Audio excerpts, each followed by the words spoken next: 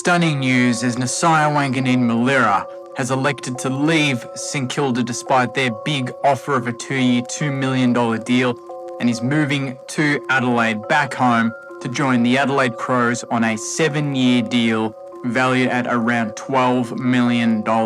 This is big news, big ramifications for St Kilda, who did everything they could to keep their superstar midfielder. Nasiah Wanganeen-Malira is now an Adelaide Crow.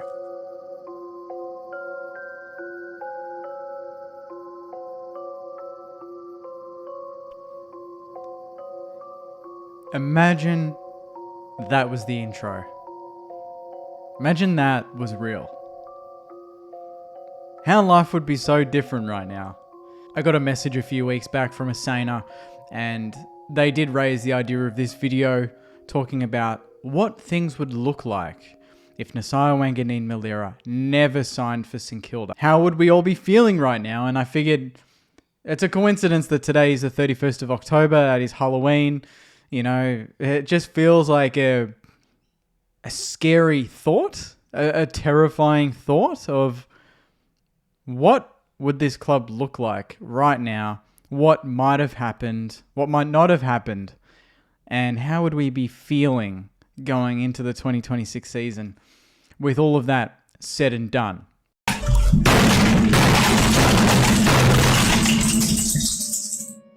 Now, look, I didn't feel good making that intro. I didn't feel good recording it. But the only good from it is it's completely made up. It's not real. And all of the good stuff is the real stuff. But what if Nasiah Wanganeen-Malira didn't sign for St Kilda and he left? Ross Lyon talked about it right after Naz had signed, and people had asked him, you know, what if it didn't happen? What would be the plan B with the strategy moving forward? And this is his quote: "A good dopamine release, a bit of euphoria, relief as well, because it's such an important piece of our puzzle. It would have been catastrophic for the overall strategy, because from there, it's like, well, where's our really high-level performer? He's top of the pops at the moment as a 22-year-old. It would mean a recalibrating of the strategy. I would have thought, how many drafts do you need to go to? How do those free agents that we're trying to track look? So it's a pivotal piece." So that to me says that obviously you would need to, in this situation, consider what we might have gotten for him. And I don't think we would have been satisfied. If he had left this season, I just don't think we would have been satisfied. We've talked about it to death on the channel, and on the news they've been talking about it. But let's say it's, you know, multiple first round picks. Maybe it's a player. Like if it's Adelaide, like in my intro, hypothesized, you know, it's let's just throw a Rochelle or a Saligo or something in there, right? So we're still pissed off. We're still upset at that point. But that's already a shift straight to the draft. And so when I think about that, I'm already thinking pick 7, and would we have given that to Gold Coast for Flanders? You know? Would Flanders have even wanted to come? Because we've seen with a lot of these interviews, Liam Ryan's mentioned Naz signing, TDK, that's been talked about, that Naz signing was a big deal for him and he wanted to ruck to Nasiah Wanganeen-Malira. Flanders mentioned it in his piece as well, in his interview that came out. You think, well, a couple of those don't happen, you know. I personally, like my gut feel thinks that Flanders doesn't happen because we want that pick, because we want to keep it to draft a potential replacement for Naz with those other first round picks we might have had. I guess it depends on if we do get a midfielder from Adelaide and Naz was to leave, that probably fills that void. So you don't do that. I still think maybe we lose Steele, or maybe we don't. Maybe we maintain that. We don't want too much. You can't lose your captain, I suppose, and then your best mid, your superstar, potential Brownlow winning mid in the same off-season. But then again, this might have been catastrophic in the way that we really would have fully ripped the Band-Aid off. You know, traded Marshall. I don't think we would have played hardball on Marshall like we did. That's dependent on TDK. If TDK didn't want to come and he would rather sign on a deal at Carlton for less money because of Naz, I personally think he would have signed anyway. I think the money was too great, and I think TDK would absolutely have got done. At least almost as a balance piece, you know, and it wouldn't have balanced it out, but just as we lose a big name, we get a big name, you know, irrespective of because it's money or whatever, like I'm just saying I think the club would have used that as some sort of marketing tactic to try and take the attention away from losing Naz. My main worry is Windy being good mates with Naz, what he would have done. But I just think that we do need to take into account that the money that we would have spent on Naz alone, that could have definitely been used in a way to re-sign these players again on bigger money. Hypothetically, it would have been even more accommodating because we would have had even more cap space because we wouldn't be using that up. Damn, this is hard to think through because, like, I think Jack Silvani, it wasn't really an Asaya factor for him, I don't think, but I mean, we gave him 5 years. So how much does the money and the terms of it outweigh the fact that the club you're going to just lost their best player? You know, that's something I can't answer for Jack Silvani, but if it was, you know, slightly less money for a Bulldogs who didn't lose any stars and should be playing finals next season and should get better, maybe that shifts his view. You know, maybe that shifts his view that he goes for the Dogs for immediate success. You lose Naz and you're even further back behind the 8 ball. And if you're 29, you're probably thinking, or 28 or whatever he is, you're probably thinking, I want to play in a successful team ASAP if I'm leaving. Like Liam Ryan probably doesn't come to St Kilda. We probably don't even look for him, you know what I mean? Like, it wouldn't even be those players would reject us because if Naz leaves, we probably don't even entertain the opportunity for them. We probably don't even push and sell the club to a Liam Ryan. Maybe not to a Sam Flanders. Maybe we pick up TDK. Maybe that's all we do.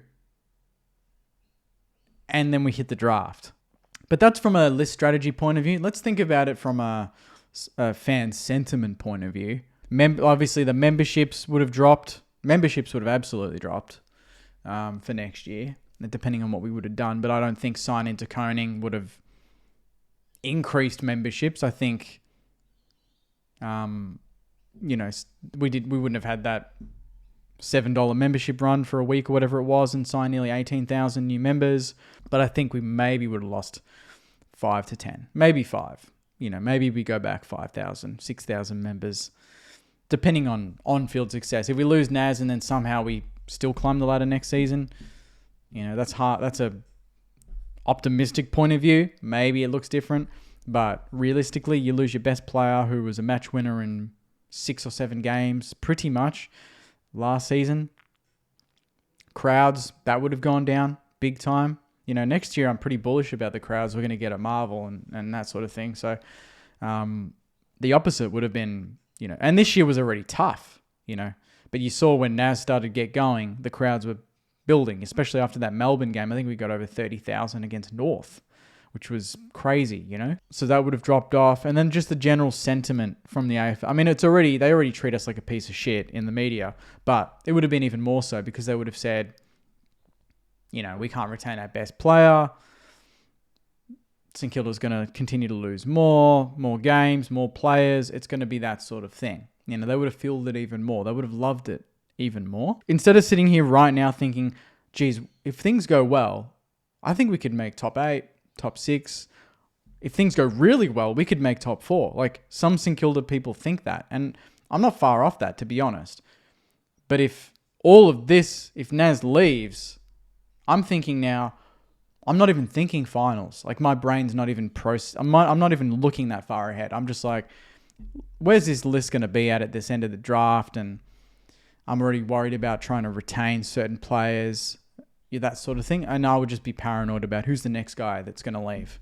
Who's the next player that doesn't see the future or another club is going to poach? You know, is it going to be Filippo? Adelaide club's going to come calling for him. The paranoia would have been spiraling out of control. Put it in the comments saying, is genuinely, what do you think would have happened? What's the domino effect of Naz not signing? Mine is, I think we probably get TDK. JSOS is probably more of a 50-50. I don't think we get Flanders. I don't think we want to give up 7 for Flanders at that point. I don't think we get Liam Ryan. Because you only get Liam Ryan if you think you're close. Like, you're close to jumping up the ladder. And I just don't think it would have been any use with Butler, Collard and Higgins in that team with Max Hall and Filippo and Owens and these guys. I just don't think it's necessary.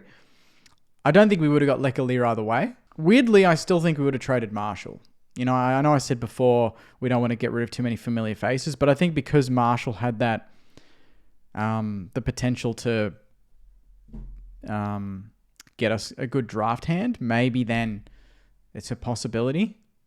But then you could flip it and go, well, we're losing Naz, but we're going to make sure that we do not lose anyone else. We want to be strong and we want to solidify this list, irrespective of what Naz does. We want to keep Windy. We might have even followed the same process, minus a couple of players in the trade period. But that's your opinion, and that's my thoughts too. You know, the club could have just gone in on, and I'm just going by what Ross said. You know, it just sounds like we would have gone all in on the draft, which means that plenty of players would have been on the table to be traded if the pick was right. And I just think Marshall was there already. Maybe still not so much because salary dump might not have been necessary when you're not paying Naz $2 million a year over 2 years. Maybe then you keep him and then you just try and sign as many players as you can. But geez, it wouldn't have looked good. And we would have just tried to find another mid. You know, who's that replacement mid? That would have been either in the draft or, I don't know. Do you go crazy and try and get a immediate A grader to fill that void? But then that costs a lot in sort of draft collateral, and we probably wouldn't have sacrificed that if we didn't think we were close. And those players probably would have not wanted to come to St Kilda anyway. They only would now, but not then. So frightening thought, Saners. Frightening Friday. Thanks to the Saner who suggested the video. It's triggering. It's not something that I am even now thinking about it, prepared to even process what could have been. But the beautiful thing is that is not the reality. The reality is Naz signed. We've gotten all these players. We've retained pretty much everyone we wanted, and we're ready to go rock and rolling into 2026. So hopefully you enjoyed the video, saying it's a bit more of just a general chat on what could have been. It would have been shit. It just would have been shit. Simple as that. Thanks again, Saners. Enjoy your weekend. Take care. And as always, go you mighty Saners. See you guys. Naz signed, by the way. Legit. It's real. See you guys.